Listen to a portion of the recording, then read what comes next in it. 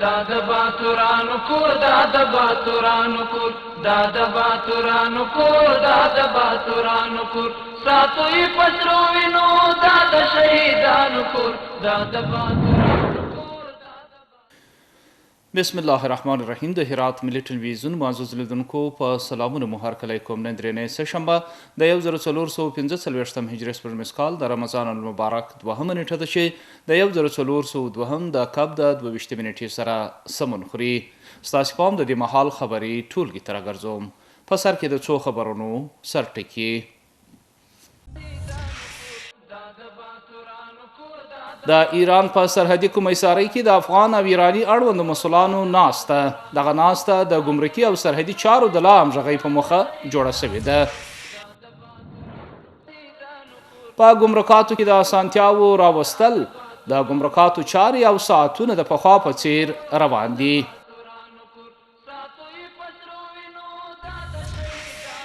او د چاپیریال ساتنې ادارې د لوري د 200 مرغانو خوشي کول. دغه مرغان د ښکاریانو د لوري ساتل شوي وو. او اوس هم پام وکړئ بشپړ خبرونو ته.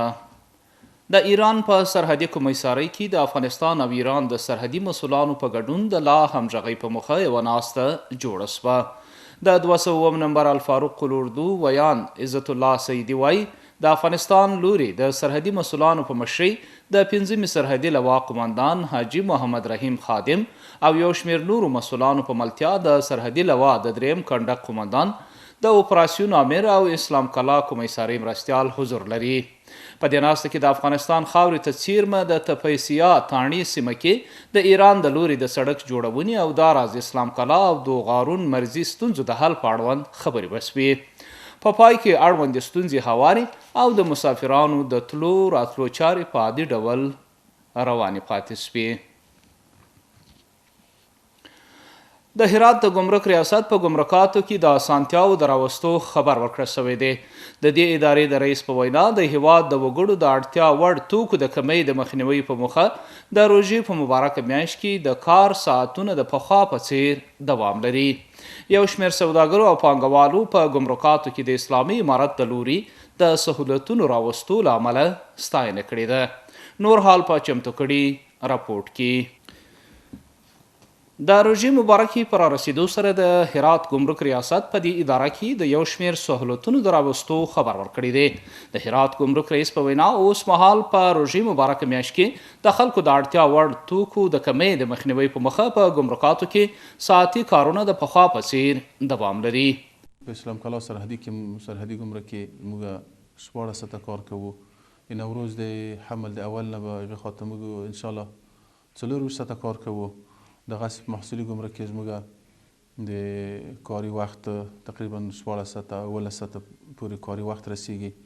نو دا نه ده کړی چې زموږ رسمیات نشته، رسمیات وخت ختم دی، کار نه کوو.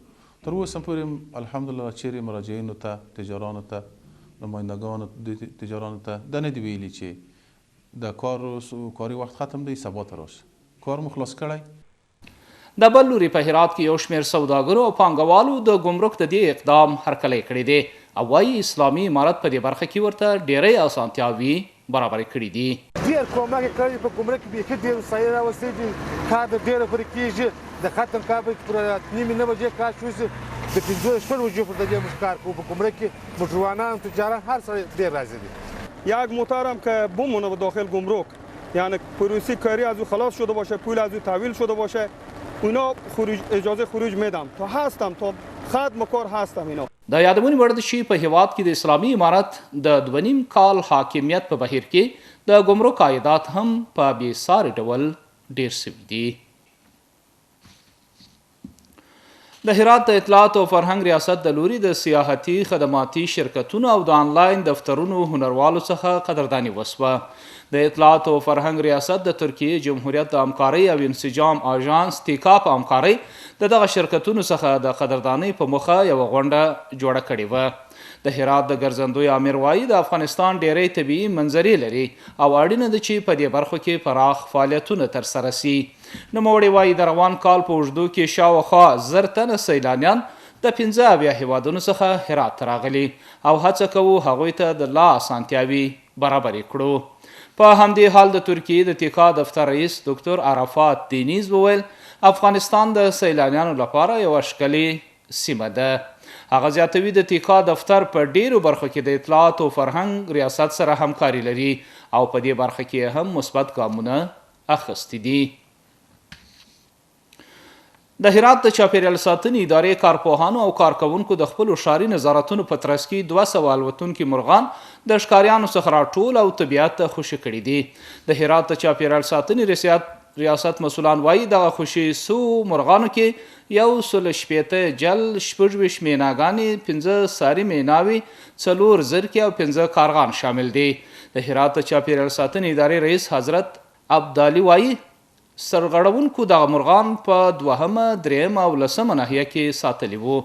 د چاپیریال ساتنې ادارې مسؤلانو د ټولنې ټولو اقشارو څخه هیله کړې چې د وحشي مرغانو او نورو ژوو د ښکار او قاچاق څخه ډډه وکړي. د انجیل ولسوالۍ 25 میلیون افغانۍ عاید کړی دی. دا راز د انجیل ولسوالۍ د ښاروالۍ نوې ودانۍ هم د یو شمېر مسؤلانو د ګذر وکیلانو او شوراګانو د مشرانو په حضور کې پرانستل شوه. د انجیل ښاروال مولوي نعمت الله رحیمي وایي د دې ودانۍ د جوړېدو لګښت 9 لکه افغانۍ دي چې د مراجعینو د زیاتېدو له امله دغه ودانۍ جوړه کړې ده. د دې سره سم د انجیل ښاروال وایي دغه ادارې په روان کال کې 52 پروژې ترسره کړي دي. هغه وایي په روان کال کې 25 میلیون افغانۍ عاید کړی دی. په همدې حال یو شمېر د ګذر وکیلانو د دې ولسوالۍ فعالیتونه د خوښۍ وړ وبلله، غوښتنه یې وکړه چې په راتلونکي کال کې لا ډېرې پروژې تر لاس لاندې ونیسي. او په هرات ولایت کې د اسلامي امارت ځواکونو لخوا یو کس د نشه یي توکو د پلور په تور ونیول شو. د هرات امنیه قومندانۍ د نشه یي توکو په وړاندې د مبارزې مدیریت د پلټونو پر مهال د نشه یي توکو د جوړولو په تړاو یو تن نیولی دی. له دغه کس څخه 315 کیلوګرامه کاسټیک سودا، 10 لیټره تیزاب او نور مواد ترلاسه شوي دي چې اوس مهال تر څارنې لاندې دی.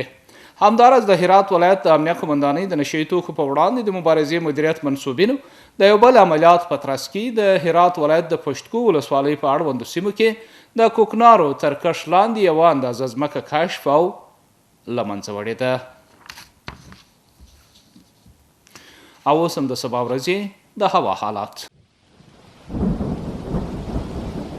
د لوی سشتن تعالی په نامه ګرانو لیدونکو د ما سلامونه ومنئ. شپه مو په خیر. اوس هم پاملرنه وکړئ د سبا ورځې د هوا اټکل. چهارشنبه هرات ښار لمر 11 درجه 11 غوریان اوریاز 11 درجه 10 کراخ لمر 11 درجه -1 او پشتون زرغون لمر 11 درجه 9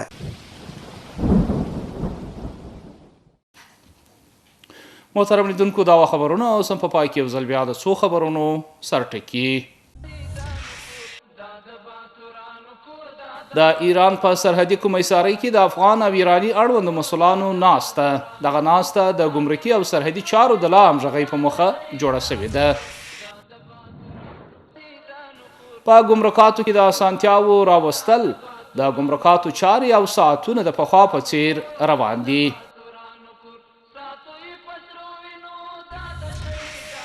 او د چاپیریال ساتنې ادارې د لوري د 200 مرغانو خوشي کول. دغه مرغان د ښکاریانو د لوري ساتل شوي وو.